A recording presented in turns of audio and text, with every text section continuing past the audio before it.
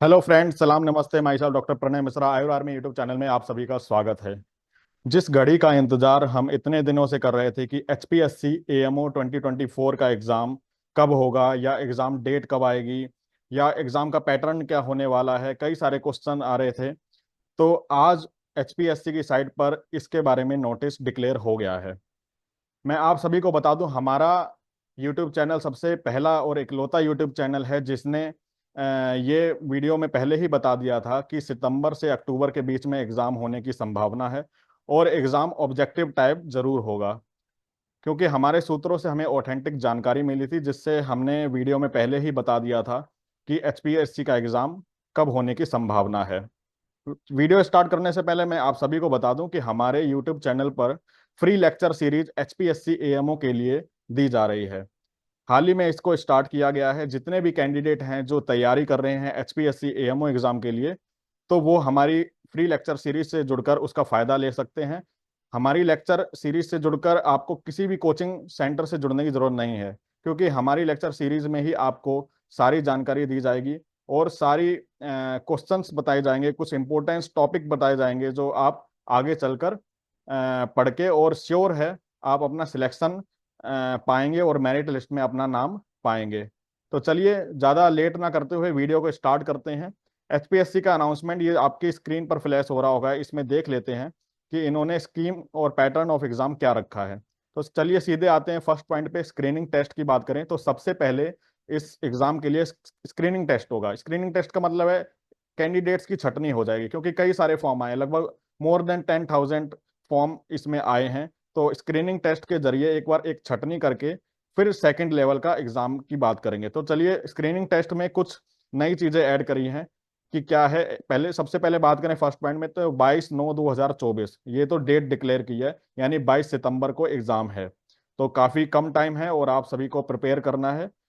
तो second point की बात करें तो एमसीक्यू लेवल एग्जाम होगा ऑब्जेक्टिव, जिसमें 100 क्वेश्चन होंगे एज पर सिलेबस, और टोटल मार्क्स 100 होंगे, यानी एक नंबर का एक क्वेश्चन होगा। ड्यूरेशन की बात करें तो 2 आवर्स इसकी ड्यूरेशन है, और all question carry equal marks. Fifth point की बात करें तो इस क्वेश्चन विल हैव 5 ऑप्शन। ये देखिए, ये वाला पॉइंट बिल्कुल अलग है। इसमें ये बात कर रहे हैं कि 5 ऑप्शन देंगे। हमेशा अमूमन कोई भी एग्जाम होता है तो 4 ऑप्शन होते हैं, लेकिन ये कह रहे हैं 5 ऑप्शन देंगे, और फिफ्थ जो ऑप्शन होगा, पांचवा, उसका मतलब होगा, उस ऑप्शन का मतलब होगा कि अनअटेम्प्टेड। यानी फिफ्थ ऑप्शन में कुछ नहीं लिखा होगा आंसर, बस अनअटेम्प्टेड लिखा होगा। अगर आप अनअटेम्प्टेड मतलब वो क्वेश्चन नहीं कर रहे हैं, तो आपको वो टिक करना जरूरी होगा। फिफ्थ क्वेश्चन आपको टिक करना जरूरी होगा। चलिए आगे पढ़ लेते हैं, आपको और क्लियर हो जाएगा। जी पॉइंट देखिए आप, इसमें लिखा हुआ है कि 1/4 marks will be deducted from each for each wrong answer. यानी एक चौथाई मार्क्स, यानी 0.25 जो मार्क्स हैं वो आपका डिडक्ट हो जाएगा अगर आप रॉन्ग आंसर देते हैं। अब देखिए, एच पॉइंट में और क्लियर किया है इन्होंने कि in case the candidates neither attempts the question nor darkens the fifth option, then 1/4 mark will be deducted for each such question. यानी अगर आप वो क्वेश्चन नहीं कर रहे हैं या आपको आंसर नहीं आता है, और फिफ्थ ऑप्शन उसमें है अनअटेम्प्टेड का, अगर वो भी आप गोला नहीं कर रहे हैं, सर्कल नहीं कर रहे हैं, तो भी आपका एक नेगेटिव मार्क काट लिया जाएगा, ये सोच के कि आपको वो आंसर नहीं आता है। तो आप इस पे थोड़ा इम्पोर्टेंस दें कि आप जब क्वेश्चन करेंगे, क्वेश्चन पेपर एग्जामिनेशन हॉल में बैठेंगे, तो अगर आपको क्वेश्चन नहीं आता तो अनअटेम्प्टेड सीधे नहीं छोड़ना है, फिफ्थ पॉइंट को गोला करना जरूरी है। आई पॉइंट की बात करें तो आई पॉइंट में लिखा हुआ है कि any candidate not darkening any of the 5 circle more than 10% question shall be disqualified. ये पॉइंट बहुत ही ज्यादा इंपॉर्टेंट बन जाता है। कैसे? कि वो कह रहे हैं 10% क्वेश्चन, लाइक 100 क्वेश्चन है, और मान लो 11 क्वेश्चन में आपने सीधे छोड़ दिया है, मतलब उसमें अनअटेम्प्टेड तो किया ही है लेकिन सर्कल नहीं किया है फिफ्थ पॉइंट को, तो आप डिस्क्वालीफाई माने जाएंगे उस एग्जाम में। यानी आपका पेपर ही चेक नहीं होगा, आगे चेक ही नहीं किया जाएगा। तो ये एच और आई पॉइंट तो बेटे सबसे इंपॉर्टेंट पॉइंट है इस बार के क्वेश्चन पेपर का। जे पॉइंट की बात करें तो medium of question will be English और हिंदी।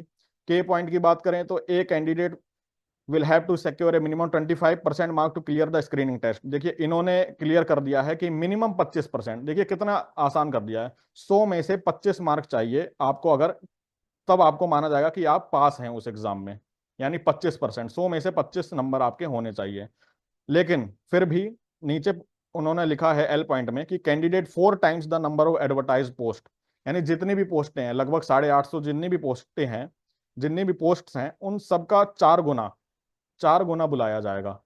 यानी 25% का मतलब ये नहीं हुआ कि 25% आप ले आए तो आपको बुला ही लिया जाएगा, उसमें 4 गुना कैंडिडेट्स को बुलाया जाएगा। अगर 60% पे मान लो 4 गुना कैंडिडेट बन जाते हैं उनके, तो वो 60% कट ऑफ मानी जाएगी। ऐसा नहीं है कि आप उसमें कोर्ट केस कर सकते हैं कि 25% मैं तो पास हूँ, मेरे को क्यों नहीं बुलाया गया, है ना। तो इस पॉइंट पे ध्यान देना है। M point, the marks obtained by the candidate in screening will not be counted for final selection, यानी ये जो स्क्रीनिंग टेस्ट है ओनली छटनी के लिए है, आपको स्क्रीन करने के लिए है, आपके इसमें मार्क्स नहीं जोड़ेंगे फाइनल लिस्ट में। जब आप स्क्रीनिंग टेस्ट पास करके आपका लिस्ट में नाम आ जाता है, फिर सेकंड कोई डेट डिसाइड होगी जो एचपीएससी डिसाइड करेगा, उस दिन आपका सब्जेक्ट नॉलेज टेस्ट होगा। ये एक रिटन पेपर होगा जो 3 घंटे का होगा, और medium of exam will be English और हिंदी। टोटल मार्क्स 150, यानी 150 मार्क का ये क्वेश्चन होंगे इसमें। और पेपर विल बी सब्जेक्टिव, यानी इसमें आपको पेन पेपर लेके आपको लिखना पड़ेगा अपने पेन से, यानी सेंटेंस में लिखना पड़ेगा, है ना। इसमें कोई ऑप्शन वाला पेपर नहीं होगा। सी पॉइंट की बात करें तो no candidate will be called for interview viva test unless she secures a minimum 35% mark in the test, यानी कि 35% मार्क लाना, 150 में से 35%, यानी 150 का 35% आप निकालेंगे, लगभग 45 या 50, उतना आपको लाना इंपॉर्टेंट होगा, है ना।